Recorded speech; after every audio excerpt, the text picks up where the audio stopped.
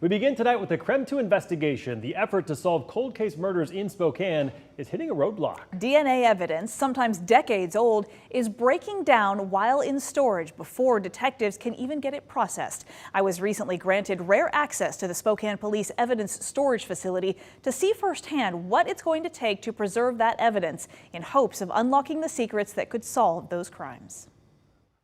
Every appliance, everything you could find in a house in some cases becomes evidence. At first glance, it looks like a storage unit. Rows and rows of boxes, possibly holding key evidence in a murder case. Some of it dating all the way back into the 1950s. And for the last few years, it's where cold case detective Sergeant Zach Storment begins the critical process of searching for new leads in old DNA. There are answers in here. There are. The problem is, the longer DNA evidence sits in these boxes, there will become a point where all this evidence degrades to a point it's not useful. Have you ever run into a case where you have come and you haven't been able to use any of that DNA evidence because it has degraded?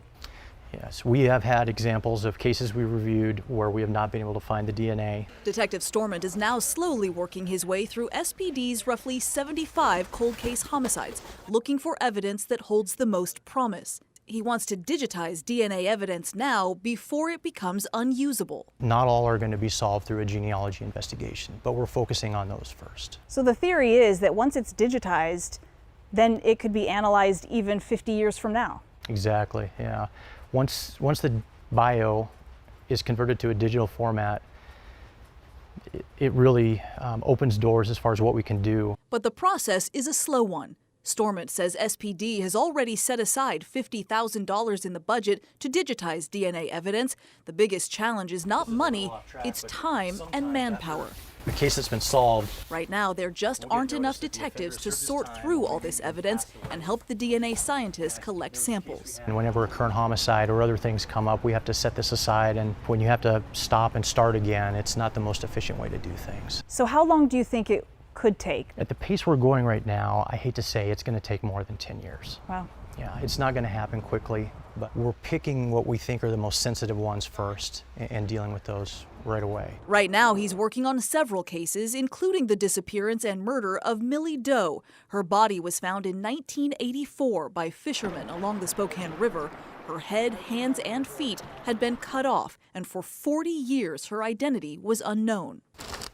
Until just a few months ago, through new genetic technology, she was finally identified. Her real name is Ruth Bell Waymeyer. Police are still investigating who killed Ruth, but Detective Storment tells me this new crack in the case never would have been possible without digitizing old evidence. DNA is going to be the only thing that opens it up again. That new technology is also what led to the department's biggest cold case success so far, solving the 1959 murder of 9-year-old Candy Rogers. These are the mints that were found along the road when the search first started for her.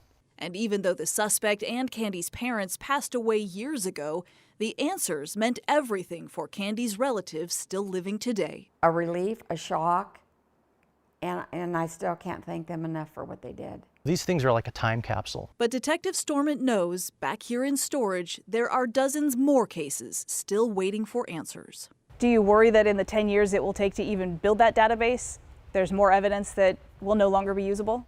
Yeah, I'm afraid that there's going to be a case we'll open soon, or in the next couple of years, but we'll see. Things should have been done sooner. But he tells me the work is important and will continue, no matter how slow.